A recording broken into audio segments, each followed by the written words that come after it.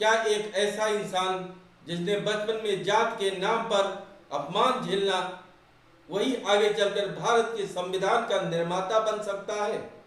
क्या एक गरीब, संघर्षों में घिरा हुआ बच्चा पूरे देश के लिए समानता, न्याय और अधिकारों की आवाज बन सकता है?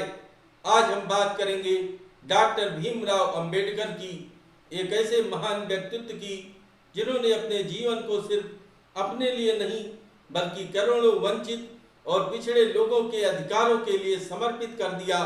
उनका नाम है भीमराव रामजी अंबेडकर। लेकिन लोग उन्हें सम्मान से कहते हैं डॉक्टर बाबा साहब अंबेडकर। तो चलिए शुरू करते हैं एक ऐसे महान जीवन की कहानी जिसने भारत के इतिहास को हमेशा के लिए बदल दिया। डॉक्टर भीमराव अंबेडकर का जन्म 14 अप्रैल 1889 को मध्य प्रदेश के महू नामक स्थान पर हुआ था। उनके पिताजी का नाम रामजी मालोजी सकपाल और माता का नाम भीमाबाई था।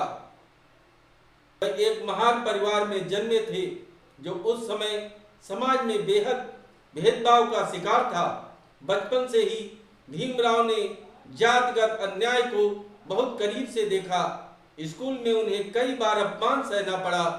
उन्हें कक्षा में अलग बैठाया जाता था, पानी तक खुद नहीं लेने दिया जाता था। लेकिन भीमराव अंबेडकर ने इन अपमानों को अपनी कमजोरी नहीं बनने दिया। यही संघर्ष उनकी सबसे बड़ी ताकत बन गया। भीमराव बचपन से ही बहुत प्रतिभाशाली थे। उनके पिता शिक्षा के महत्व को समझते थे और चाहते थे उनके बच्चे पढ़ लिख कर आगे बढ़ें। उनकी शुरुआत पढ़ाई सतारा और फिर बॉम्बे में हुई, लेकिन उनके सामने सामाजिक भेदभाव की दीवारें हमेशा खड़ी रही।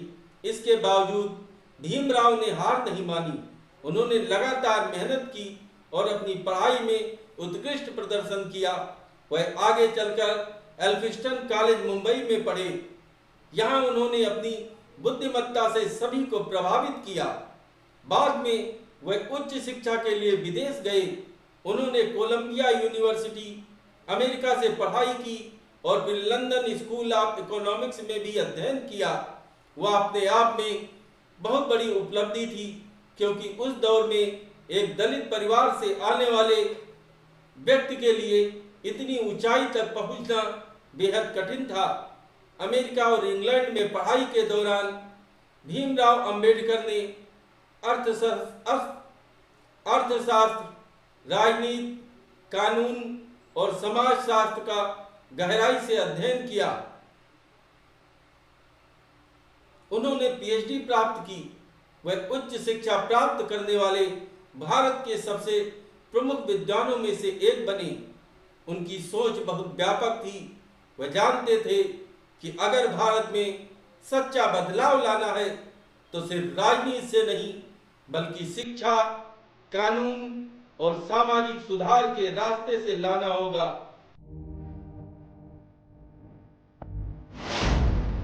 In order to induce every party, every section in this country, it would be an act of greatest statesmanship.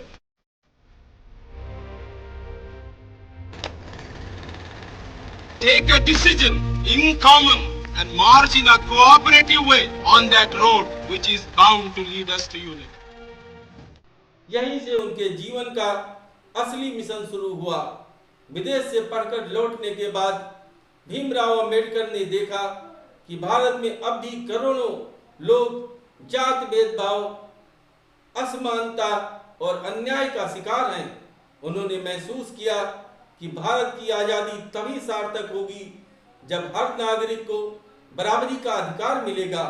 उन्होंने समाज के कमजोर वर्गों, खासकर दलित, शोषित, पिछड़ों के अधिकारों के लिए आवाज उठानी शुरू की। उन्होंने सिर्फ भाषण नहीं दिए बल्कि संगठन बनाए, आंदोलन किए और लोगों को शिक्षा के महत्व के बारे में जागरूक किया। उनका मानना था, शिक्षित बनो, संगठित बनो और संघर्ष करो।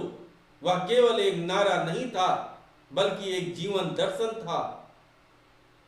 डॉक्टर भीमराव अंबेडकर ने कई सामाजिक आंदोलन का नेतृत्व किया। उन्होंने उन व्यवस्थाओं के खिलाफ संघर्ष किया जो लोगों को जन्म के आधार पर परेशान करती थी, नीचा दिखाती थी।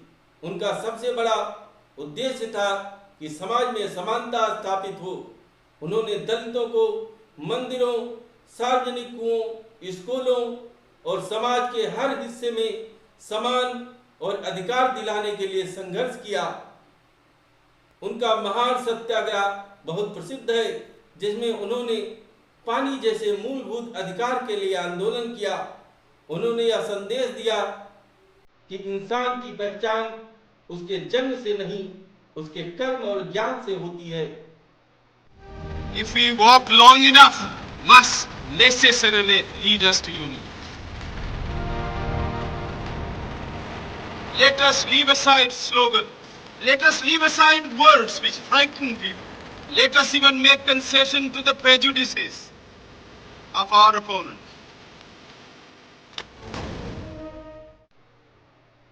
डॉक्टर अंबेडकर जाति व्यवस्था के सबसे बड़े आलोचकों में से एक थे। वह मानते थे कि जात आधारित भेदभाव भारत की सबसे बड़ी सामाजिक बुराई है।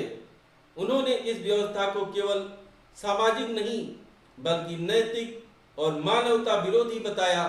उनके विचार समाज को झकझोर देने वाले थे, क्योंकि वह सच्चाई पर आधारित थे। उन्होंने यह साबित किया कि अगर कोई व्यवस्था इंसान को इंसान न समझे तो उसे बदलना ही होगा। उनकी आवाज उन लोगों की आवाज बनी जिन्हें सदियों से चुप रखा गया था।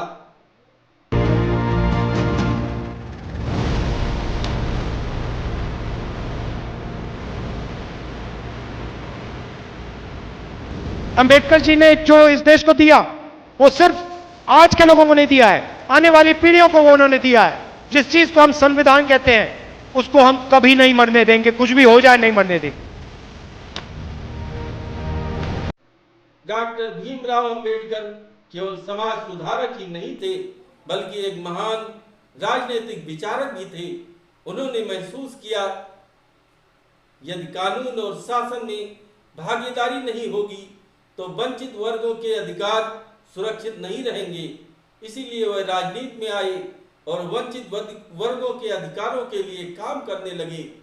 वह भारत की संविधान सभा के सदस्य बने और संविधान निर्माण में उनकी भूमिका अत्यंत महत्वपूर्ण रही। यही वह समय था जब भारत अपने भविष्य की नींव रख रहा था और भीमराव अंबेडकर उस नींव के सबसे मजबूत स्तंभों में से एक थे। डॉक्टर भीमराव अंबेडकर को भारत के संविधान का प्रमुख निर्माता कहा जाता है। उन्हें संविधान सभा की ड्राफ्टिंग कमेटी के अध्यक्ष के रूप में काम मिला। राष्ट्रपति महोदय, सर, मैं ड्राफ्टिंग कमेटी द्वारा निश्चित की हुई संविधान की रूपरेखा को प्रस्तुत करता हूं और निवेदन करता हूं कि इस पर विचार किया जाए। उनके नेतृत्व में भारत को ऐसा संविधान मिला जिसमें समानता, स्वतंत्रता, न्याय और बंधुत्व के मूल सिद्धांत शामिल थे। उन्होंने हर नागरिक को समान अधिकार देने की वकालत की। उन्होंने अस्पृश्यता के खिलाफ सख्त प्रावधानों का समर्थन किया। उन्होंने महिलाओं के अधिकारों पर भी विशेष ध्यान दिया। संविधान केवल एक कानूनी दस्तावेज नहीं था बल्कि वह भारत के लोकतंत्र की आत्मा बन गया और इस आत्मा को आकार देने वाले सबसे महत्वपूर्ण व्यक्तियों में से एक थे डॉक्टर भीमराव अंबेडकर। डॉक्टर अंबेडकर सिर्फ दलितों के ही नहीं बल्कि महिलाओं और मजदूरों के भी बड़े समर्थक थे। वे मानते थे कि एक सभ्य समाज की पहचान इस बात से होती है कि वहां महिलाओं को कितना सम्मान और अधिकार मिलता है। उन्होंने मजदूरों के लिए भी बेहद कामकाजी परिस्थितियों, उचित वेतन और अधिकारों की बात की। उनका दृष्टिकोण बहुत आधुनिक था। वे सामाजिक न्याय को केवल एक समूह तक सीमित नहीं रखना चाहते थे। वह हर उस व्यक्ति के लिए लड़ते थे जिसे अन्याय का सामना करना पड़ा था। डॉक्टर भीमराव अंबेडकर एक महान लेखक, विद्वान और विचारक भी थे। उन्होंने अनेक पुस्तकें और लेख लिखे जिसमें सामाजिक न्याय, अर्थशास्त्र, राजनीति और धर्म पर गहन विचार मिलते हैं। उनकी कुछ प्रमुख रचनाएं और विचार आज भी पढ़े जाते हैं और चर्चा में रहते हैं। उनके लेखन में तर्क, अध्ययन और स्पष्टता थी। वे सिर्फ नारे नहीं देते थे बल्कि समाज की जड़ तक जाकर समाधान भी सुझाते थे। उनका कोई भी संघर्ष देश के लिए कभी भी नुकसानदायक नहीं बना। वो देश को एक संगठित, सशक्त रूप में देखना चाहते थे। Let us leave aside slogan. Let us leave aside words which frighten people.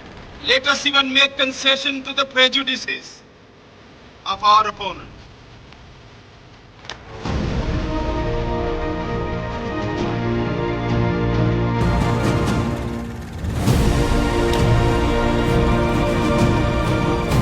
Doctor Bhimrao Ambedkar का निधन 6 दिसंबर 1956 को हुआ।